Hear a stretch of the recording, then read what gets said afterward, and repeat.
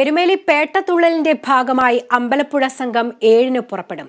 മകരവിളക്കിന് മുന്നോടിയായുള്ള തിരക്ക് സന്നിധാനത്ത് തുടരുന്നു. ദർശനത്തിന് കാത്തുനിൽക്കുന്ന കുട്ടികൾക്ക് കുടിവെള്ളവും മിഠായിയും നൽകി കേരള പോലീസ്. ശബരിമല സന്നിധാനത്ത് നിന്നും ഡിബിനോയ് തയ്യാറാക്കിയ റിപ്പോർട്ട് കാണാം.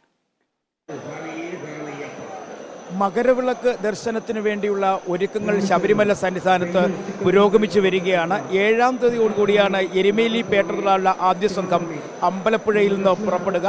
ഇതിനുള്ള ഒരുക്കങ്ങളെല്ലാം പൂർത്തിയായി കഴിഞ്ഞിരിക്കുന്നു. കാരണം ഏറ്റവും കൂടുതൽ തീർത്ഥാടകർ ഇപ്പോൾ ശബരിമല സന്നിധാനത്തേക്ക് എത്തിക്കൊണ്ടിരിക്കുന്നത് എരുമേലിയിൽ പേട്ടതുള്ള ശേഷം കാനനപാതകളിലൂടെയാണ്. അത് നമുക്ക് ഈ ദൃശ്യങ്ങളിൽ കാണാൻ കഴിയുന്ന അത്തരത്തിൽ വളരെ ദൂരം യാത്ര ചെയ്ത് വരുന്ന തീർത്ഥാടകരാണ്.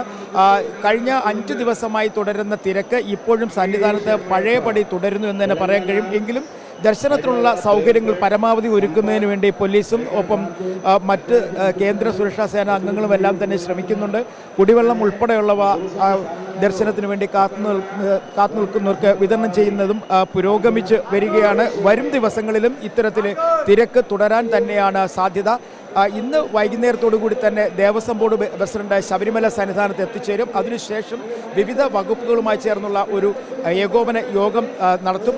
അതിന് തൊട്ട് പിന്നാലെയായിരിക്കും മകരവിളക്കിന് ശബരിമല സന്നിധാനത്ത് ഏതു തരത്തിലുള്ള ക്രമീകരണങ്ങൾ ഏർപ്പെടുത്തണമെന്ന കാര്യത്തെക്കുറിച്ചുള്ള അന്തിമ തീരുമാനമുണ്ടാകും. കാരണം ഇനി വരും ദിവസങ്ങളിൽ വരുന്ന തീർത്ഥാടകരിൽ നല്ലൊരു ശതമാനവും ശബരിമല വിട്ട് അല്ലെങ്കിൽ സന്നിധാനം വിട്ടു പോകാനുള്ള സാധ്യത കുറവാണ്. ഇവർ സമീപ പ്രദേശങ്ങളിലെ ഒഴിഞ്ഞു കിടക്കുന്ന പ്രദേശങ്ങളിലേക്ക് തങ്ങാനുള്ള സാധ്യതയുണ്ട്. കാരണം വരും ദിവസങ്ങളിൽ തീർത്ഥാടകരുടെ എണ്ണം കുറയ്ക്കും എന്ന് തന്നെ ദേവസ്വം ബോർഡും പോലീസും പറഞ്ഞതുകൊണ്ട് തന്നെ മകരവിളക്ക് കാണണമെന്നുള്ള ആഗ്രഹവുമായി എത്തുന്ന തീർത്ഥാടകരിൽ നല്ലൊരു ശതമാനം സന്നിധാനത്ത് തങ്ങും. അങ്ങനെയാണെങ്കിൽ ഇവർക്കുള്ള ക്രമീകരണങ്ങൾ ഒരുക്കേണ്ടി വരും. പാണ്ഡിത്താവളം ഉൾപ്പെടെയുള്ള പ്രദേശങ്ങൾ വൃത്തിയാക്കണം. അത്തരം കാര്യങ്ങളെക്കുറിച്ചുള്ള തീരുമാനം ഇന്നോ നാളെയോ ഒക്കെ ആയിട്ട് ഉണ്ടാകും. നിലവിൽ ശബരിമലയിലും പമ്പയിലും നിലയ്ക്കലും എല്ലാം തന്നെ വലിയ തിരക്കാണ് അനുഭവപ്പെടുന്നത്. നേരത്തെ തന്നെ നമ്മൾ സൂചിപ്പിച്ചതുപോലെ പമ്പയിൽ നിന്നും തീർത്ഥാടകരെ ചെറിയ ചെറിയ ഗ്രൂപ്പുകളായി അല്ലെങ്കിൽ ചെറിയ ചെറിയ സംഘങ്ങളായിട്ടാണ് സന്നിധാനത്തേക്ക് കയറ്റിവിട്ടുകൊണ്ടിരിക്കുന്നത്.